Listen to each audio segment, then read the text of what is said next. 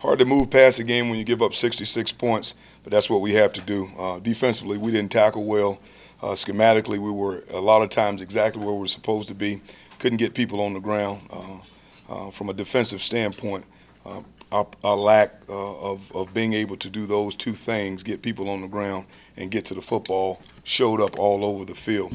Offensively, I thought it came down to a couple of possessions in the second quarter where we didn't do anything with the football. Back-to-back 3-and-outs had a big-time effect on us closing the half, as we've talked about all the time. We did not close the half, and then once Navy put themselves in a place to be 2 possessions ahead and the ball, it made it very, very hard for us to recover.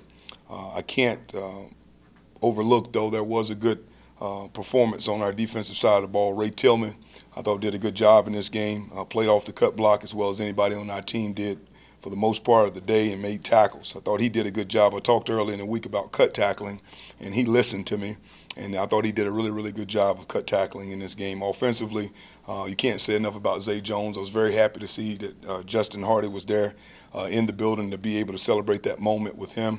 We'll be able to look at that banner here for a long, long time. Special teams, I didn't think we had one of our good performances.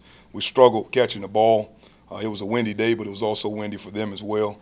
We lost our kick returner early in the game, Chris Love. Hopefully he'll be back for this game coming this week against Temple, but we did not field the ball at a high enough level, and there was also another missed assignment, mental error in the kicking game that I was not pleased with whatsoever.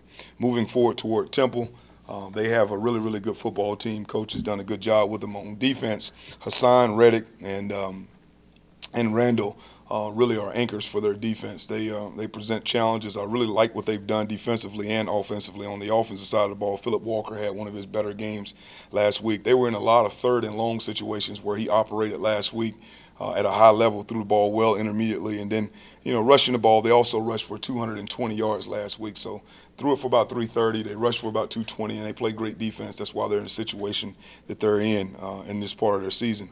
Another thing I like to say about their team is they've made their recruiting work. I track a lot of teams even before I got here and what they do in recruiting, and they have really did a good job of getting out of the guys that they thought were good people and great players, and now it's turning up for them as you turn to look at their defense. They have either 9 out of the 11 to 12 starters that they've used are juniors, and they are seniors, and they're doing a good job working together. Not the biggest team that we will see. I do think that they are fierce on both offense and defense. Where does Deion Pratt stand in terms of health when you have him? Potentially, we could have him back. He's chomping at the bit to get back on the field. That'll be a big boost to us if we can get him back on the field. We've lost a lot of production at the position since he left. Did you guys get a chance to practice last night? We did not practice last night. We had more than a few guys with bumps and bruises to get through. Hopefully we'll be in a much better situation tomorrow. We will be. But we had a lot of guys that were banged up coming out of the game. Anything different schedule-wise this week with Thanksgiving Thursday? Yeah, so we won't have class this week during those couple of days. So what we'll do is everything will be the same all the way through Wednesday. Thursday we'll do it in the morning, do it early, so we can let guys go be with their families, and some of the guys that don't have families can come and eat with us or eat with their prospective coaches. So it's a little different. Usually that's probably more realistic and more likely to what I've used to have in the past anyway, just because of early morning practice. So we've done this before, and our guys they'll be fine with it. Do you know yet what your plan for quarterbacks will be for this last game, and how much has Gardner grown with the opportunities that he's had here the last month or so? He's grown a lot. Looking at the tape, he had three opportunities in the game that I would have liked him to be better at. He was really honest with us on the snap. The snap wasn't a bad snap. He said he had a gust of wind. He should have caught the ball. They put it on the ground. In those same series on the outside, he lost the ball again. A couple of throws he lost. But all in all, he judged the win really well. I thought he stepped up in the pocket. He scrambled. Even when he scrambled, he kept his eyes downfield. He did a good job. He looked like a guy that could be a big-time quarterback. Is he most likely the guy then this week? Well, because we didn't practice yesterday, I can't give you that answer. But Phil has came to us and said he definitely wanted to give it a shot on tomorrow. So that's a good thing to hear. We'll play the guy that's most prepared. Will you try to get enough of out of Philip Nelson that something you? That's something that's out of our control, really. That'll come down to powers a lot higher than even here at East Carolina. So that's something that we really don't know very much about. Coach, when you look back at this whole year, it's just been a harder job than maybe you first thought it would be when you first took the job. No, I don't think so. I don't think it's been harder. I think it's been challenging at times. I think that one of the things that's been hard is trying to keep and create competitive depth on this team. You can get upset at a player for not doing something the correct way, but the next guy that you put in has to be to that level or better, or you're really cutting off your nose to spite your face. I mean, that's one of the biggest challenges that I think that I've had, is that when we do discipline a player, the next player in has to be able to keep pressure on him from a competitive standpoint. And I don't think that happened a few times, but it's always challenging when you're losing. After the second game of the year, I knew how challenging it was. Then I thought after the first or second game of the year, after the first game of the year, really, I knew that some of the things that we were doing to hide some of the situations that were going on in the field would eventually come out. It did, and we should have gotten better at trying to figure out more ways to produce the best in our players versus trying to hide some of the issues that they have. Coach, I know recruiting is something you guys work on year-round. I'm just curious, how many slots are you looking to fill between the graduating seniors and guys that have exited the program for one reason or another during the past year?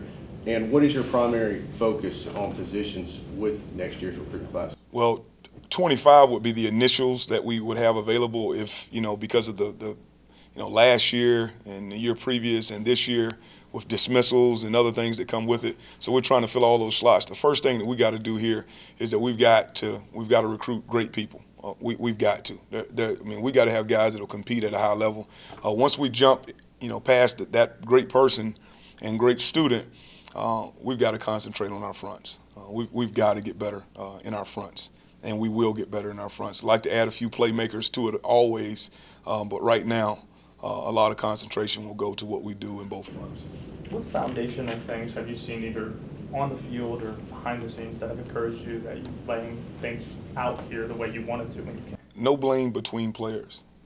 Looking at film together and seeing the mistakes that come with them, recognizing the mistakes, having themselves be able to be in a place where they can be held accountable by their coaches, and then walk out of there and not point the finger at, I didn't make it because we didn't get the pass rush, or I didn't get a pass rush because the ball is coming out fast. All those things we're finally to a point where we made that turn and we understand some of what the shortcomings. Also in the coaches, I'm as hard on our coaches as I am on our players, and some of the things that I get to see a little bit better from a big picture versus always being right in the middle of what they're doing with their players. So just the level of accountability, being able to handle that level of accountability and not placing blame. Is this your first week at going to Temple, and if so, how do you get this team ready this week, and what's the plan trying to get them, emotionally ready to play? Well, this is the last time they get to play as a team. Emotionally trying to get them to play. They've been doing this since they were, young kids, and that's what coaches are paid to do. They're paid to motivate their players and continue to motivate them in tough situations and tough times. But I'll be there to motivate them. I can tell you that because I have to look in the eyes of Deion Pratt and I have to look in the eyes of Zay Jones. And when I do that, that's enough for me to go motivate all 110 guys, even with or without whoever else needs to motivate them. That's enough for me. What can you take away from this season? The things that I take away is that we had some guys come out and give everything that they had. I believe that. I also think that we had guys play above their level. And when you have guys do that, you have to kind of compartmentalize some of the things that didn't go right and also look at what you're getting out of the people that you're putting out there. I think that we had guys play above their level. We also had guys that didn't meet the level of expectation. The entire program didn't meet the level of expectation for me as a coach. So the one thing that I know is I know our team a lot better than I did 12 weeks ago. I know our game day personalities. I know exactly what to expect. I know who tackles. I know who doesn't tackle. I know who makes plays in third and long situations versus who needs to continue to work. I know who struggled in ball security. I know those things. Those are the things that I know. I can look at tape and you look at certain guys that coming into this year and they never put the ball on the ground before. but they'd never carried the ball before in real game situations. So all the things that I know now will be very helpful for us moving forward. Coach, to the last presser of the year, this is not to skip ahead from Saturday, but this may be the last opportunity we get to talk to you about stuff like this for a while. This will be your first off-season as a head coach. Take us through the process, regardless of what happens Saturday, the season comes to a close.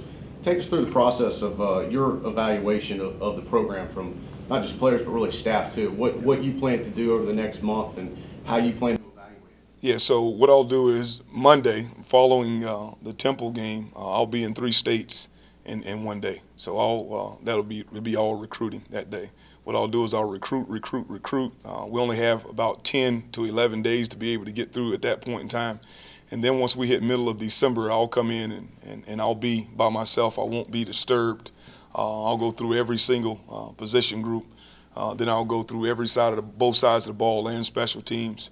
And then I'll evaluate our progress and who got better. That's the biggest question is who got better, what do we do to get better, and then we'll after the evaluations, we'll sit down with each coach at that point in time and talk about the issues, the concerns, the things that we did well, the things we didn't do well, and then we'll move forward from there.